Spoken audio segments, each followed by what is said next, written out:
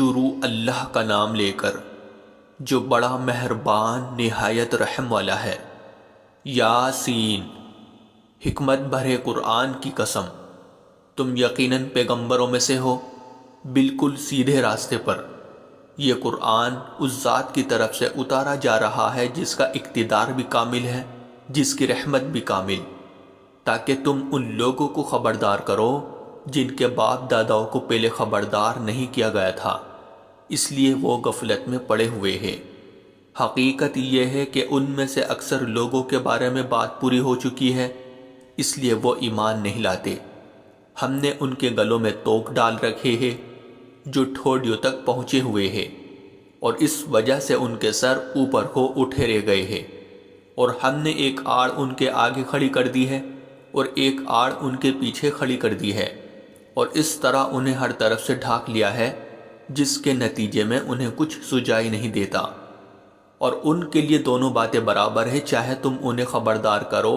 یا خبردار نہ کرو، وہ ایمان نہیں لائے گے۔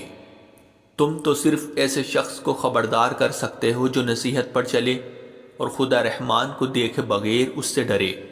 چنانچہ ایسے شخص کو تم مغفرت اور باعزت اجر کی خوشخبری سنا دو۔ یقیناً ہم ہی مردوں کو زندہ کریں گے،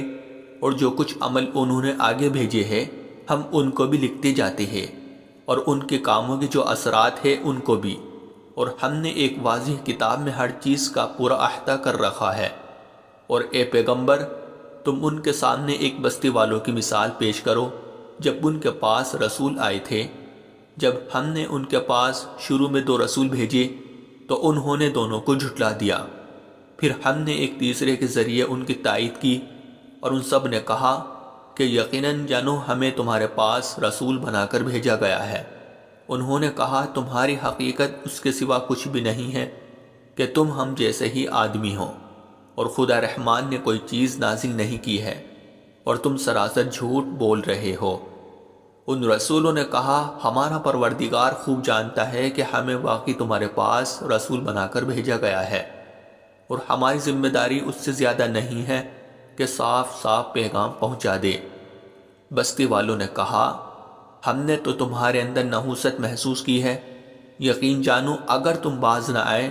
تو ہم تم پر پتھر برسائیں گے، اور ہمارے ہاتھوں تمہیں بڑی دردناک سزا ملے گی۔ رسولوں نے کہا تمہاری نحوست خود تمہارے ساتھ لگی ہوئی ہے، کیا یہ باتیں اس لیے کر رہے ہو کہ تمہیں نصیحت کی بات پہنچائی گئی ہے؟ اصل بات یہ ہے کہ تم خود حد سے گزرے ہوئے لوگ ہو۔ اور شہر کے پرلے علاقے سے ایک شخص دوڑتا ہوا آیا، اس نے کہا اے میری قوم کے لوگوں، ان رسولوں کا کہنا مان لو، ان لوگوں کا کہنا مان لو جو تم سے کوئی اجرت نہیں مانگ رہے، اور وہ صحیح راستے پر ہے۔ اور بھلا میں اس ذات کی عبادت کیوں نہ کروں جس نے مجھے پیدا کیا ہے، اور اسی کی طرف تم سب کو واپس بھلا کیا اسے چھوڑ کر میں ایسوں کو معبود مانوں کہ اگر خدا رحمان مجھے کوئی نقصان پہنچانے کا ارادہ کر لے تو ان کے سفارش میرے کسی کام نہ آئے، اور نہ وہ مجھے چھڑا سکے۔ اگر میں ایسا کروں گا تو یقیناً میں کھلی گمراہی میں مبتلا ہو جاؤں گا۔ میں تو تمہارے پروردگار پر ایمان لا چکا، اب تم بھی میری بات سن لو۔ آخر کار بستی والوں نے اس کو قتل کر دیا، اور اللہ کی طرف سے اس سے کہا گیا کہ جنت میں داخل ہو جاؤ۔ اس نے جنت کی نعمتیں دیکھ کر کہا کہ کاش میری قوم کو معلوم ہو جائے کہ اللہ نے کس طرح میری بخشش کی ہے اور مجھے باعزت لوگوں میں شامل کیا ہے۔ اور اس شخص کے بعد ہم نے اس کی قوم پر آسمان سے کوئی لشکر نہیں اتارا، اور نہ ہمیں اتارنے کی ضرورت تھی، وہ تو بس ایک ہی چنگھاڑ تھی جس سے وہ ایک دم بجھ کر رہ گئے۔ افسوس ہے ایسے بندوں کے حال پر، ان کے پاس کوئی رسول ایسا نہیں آیا جس کا وہ مذاق نہ اڑاتے رہے ہو۔ کیا انہوں نے نہیں دیکھا کہ ان سے پہلے ہم کتنی قوموں کو اس طرح ہلاک کر چکے ہیں کہ وہ ان کے پاس لوٹ کر نہیں آتے، اور یہ جتنے لوگ ہیں ان سبھی کو اکٹھا کر کے ہمارے سامنے حاضر کیا جائے گا، اور ان کے لیے ایک نشانی وہ زمین ہے جو مردہ پڑی ہوئی تھی، ہم نے اسے زندگی عطا کی، اور اس نے غلہ نکالا جس کی خوراک یہ کھاتے ہیں، اور ہم نے اس زمین میں کھجوروں اور انگوروں کے باغ پیدا کیے، اور ایسا انتظام کیا کہ اس میں سے پانی کے چشمے پھوٹ نکلے تاکہ یہ اس کی پیداوار میں سے کھائے، حالانکہ اس کو ان کے ہاتھوں نے نہیں بنایا تھا، کیا پھر بھی یہ شکر نہیں کرے گے؟ پاک ہے وہ ذات جس نے ہر چیز کے جوڑے جوڑے پیدا کیے ہیں، اس پیداوار کے بھی جو زمین اگاتی ہے اور خود انسانوں کے بھی، اور ان چیزوں کے بھی جنہیں یہ لوگ ابھی جانتے تک نہیں ہیں۔ اور ان کے لیے ایک اور نشانی رات ہے، ہم اس پر سے دن کا چھلکا اتار لیتے ہیں تو وہ یکا یک اندھیرے میں رہ جاتے ہیں، اور سورج اپنے ٹھکانے کی طرف چلا جا رہا ہے۔ یہ سب اس ذات کا مقرر کیا ہوا نظام ہے جس کا اقتدار بھی کامل ہے، جس کا علم بھی کامل، اور چاند ہے کہ ہم نے اس کی منزل ناپ تول کر مقرر کر دی ہے، یہاں تک کہ وہ جب ان منزلوں کے دورے سے لوٹ کر آتا ہے تو کھجور کی پرانی ٹہنی کی طرف پتلا ہو کر رہ جاتا ہے۔ نہ تو سورج کی یہ مجال ہے کہ وہ چاند کو جا پکڑے، اور نہ رات دن سے آگے نکل سکتی ہے، اور یہ سب اپنے اپنے مدار میں تیر رہے ہیں۔ اور ان کے لیے ایک اور نشانی یہ ہے کہ ہم نے ان کی اولاد کو بھری ہوئی کشتی میں سوار کیا، اور ہم نے ان کے لیے اسی جیسی اور چیزیں بھی پیدا کی جن پر یہ سواری کرتے ہیں، اور اگر ہم چاہیں تو انہیں غرق کر ڈالیں، جس کے بعد نہ تو کوئی ان کی فریاد کو پہنچے اور نہ ان کی جان بچائی جا سکے۔ لیکن یہ سب ہماری طرف سے ایک رحمت ہے اور ایک معین وقت تک زندگی کا مزہ اٹھانے کا موقع ہے جو انہیں دیا جا رہا ہے۔ اور جب ان سے کہا جاتا ہے کہ بچو اس عذاب سے جو تمہارے سامنے ہیں اور جو تمہارے مرنے کے بعد آئے گا تاکہ تم پر رحم کیا جائے، تو وہ ذرا کان نہیں دھرتے، اور ان کے پروردگار کی نشانیوں میں سے کوئی نشانی ایسی نہیں آتی جس سے وہ منہ نہ موڑ لیتے ہو۔ اور جب ان سے کہا جاتا ہے کہ اللہ نے تمہیں جو رزق دیا ہے اس میں سے غریبوں پر بھی خرچ کرو،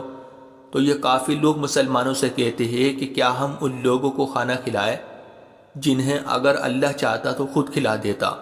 مسلمانوں، تمہاری حقیقت اس کے سوا کچھ بھی نہیں کہ تم کھلی گمراہی میں پڑے ہوئے ہو، اور کہتے ہیں کہ یہ قیامت کا وعدہ کب پورا ہوگا؟ مسلمانوں بتاؤ اگر تم سچے ہو۔ دراصل یہ لوگ بس ایک چنگھاڑ کا انتظار کر رہے ہیں جو ان کی اجت بازی کے عین درمیان انہیں آ پکڑے گی، پھر نہ یہ کوئی وصیت کر سکے گی اور نہ اپنے گھر والوں کے پاس لوٹ کر جا سکے گی۔ اور سور پھونکا جائے گا تو یکا یک یہ اپنی قبروں سے نکل کر اپنے پروردگار کی طرف تیزی سے روانہ ہو جائے گے، کہے گے کہ ہے ہماری کمبختی، ہمیں کس نے ہمارے مرکز سے اٹھا کھڑا کیا ہے؟ جواب ملے گا کہ یہ وہی چیز ہے جس کا خدا رحمان نے وعدہ کیا تھا اور پیغمبروں نے سچی بات کہی تھی،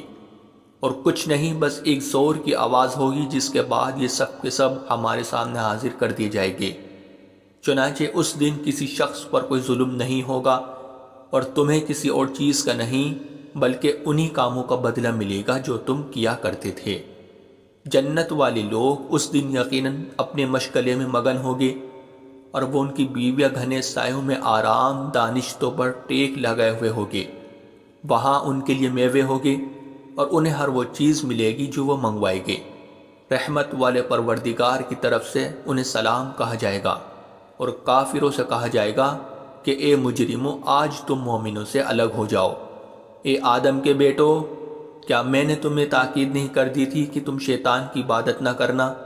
وہ تمہارا کھلا دشمن ہے، اور یہ کہ تم میری عبادت کرنا، یہی سیدھا راستہ ہے۔ اور حقیقت یہ ہے کہ شیطان نے تم میں سے ایک بڑی خلقت کو گمراہ کر ڈالا، تو کیا تم سمجھتے نہیں تھے؟ یہ ہے وہ جہنم جس سے تمہیں ڈرایا جاتا تھا، آج اس میں داخل ہو جاؤ کیونکہ تم کفر کیا کرتے تھے۔ آج کے دن ہم ان کے منہ پر مہر لگا دیں گے، اور ان کے ہاتھ ہم سے بات کریں گے، اور ان کے پاؤں گواہی دیں گے کہ وہ کیا کمائی کیا کرتے تھے۔ اور اگر ہم چاہیں تو یہیں دنیا میں ان کی آنکھیں مل یا میٹ کر دے، پھر یہ راستے کی تلاش میں بھاگے پھرے، لیکن انہیں کہاں کچھ سجائی دے گا۔ اور اگر ہم چاہیں تو ان کی اپنی جگہ پر بیٹھے بیٹھے ان کی صورتیں اس طرح مسخ کر دے کہ یہ نہ آگے، اور ہم جس شخص کو لمبی عمر دیتے ہیں اسے تخلیقی اعتبار سے الٹ ہی دیتے ہیں، کیا پھر بھی انہیں عقل نہیں آتی؟ اور ہم نے اپنے ان پیغمبروں کو نہ شاعری سکھائی ہے اور نہ وہ ان کے شایان شان ہیں۔ یہ تو بس ایک نصیحت کی بات ہے، اور ایسا قرآن جو حقیقت کو کھول کھول کر بیان کرتا ہے تاکہ ہر اس شخص کو خبردار کرے جو زندہ ہو، اور تاکہ کفر کرنے والوں پر حجت پوری ہو جائے۔ اور کیا انہوں نے یہ نہیں دیکھا کہ ہم نے اپنے ہاتھوں کی بنائی ہوئی چیزوں میں سے ان کے لیے موشی پیدا کیے اور یہ ان کے مالک بنے ہوئے ہیں، اور ہم نے ان موشیوں کو ان کے قابو میں دے دیا ہے، چنانچہ ان میں سے کچھ وہ ہیں جو ان کی سواری بنے ہوئے ہیں اور کچھ وہ ہیں جنہیں یہ کھاتے ہیں۔ نیز ان کو ان موشیوں سے اور بھی فائدہ حاصل ہوتے ہیں اور پینے کی چیزیں ملتی ہیں، کیا پھر بھی یہ شکر نہیں بجا لائے گے؟ اور انہوں نے اللہ کو چھوڑ کر اس امید پر دوسرے خدا بنا رکھے ہیں کہ انہیں ان سے مدد ملے، حالانکہ ان میں یہ طاقت ہی نہیں ہے کہ ان کی مدد کر سکے، بلکہ وہ ان کے لیے ایک ایسا مخالف لشکر بنے گے جسے قیامت میں ان کے سامنے حاضر کر لیا جائے گا۔ غرض اے پیغمبر ان کی باتیں تمہیں رنجیدہ نہ کرے، یقین جانو ہمیں سب معلوم ہے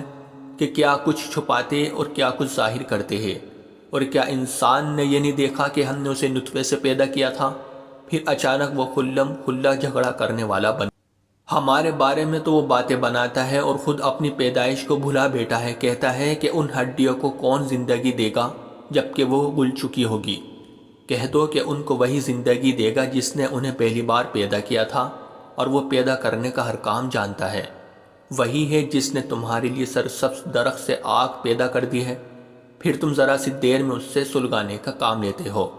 بھلا جس ذات نے آسمانوں اور زمین کو پیدا کیا ہے، کیا وہ اس بات پر قادر نہیں ہے کہ ان جیسوں کو دوبارہ پیدا کر سکے؟ کیوں نہیں، جبکہ وہ سب کچھ پیدا کرنے کی پوری مہارت رکھتا ہے۔ اس کا معاملہ تو یہ ہے کہ جب وہ کسی چیز کا ارادہ کر لے تو صرف اتنا کہتا ہے کہ ہو جا، بس وہ ہو جاتی ہے۔ غرض پاک ہے وہ ذات جس کے ہاتھ میں ہر چیز کی حکومت ہے، اور اسی کی طرف تم سب کو آخر کار لے جایا جائے گا۔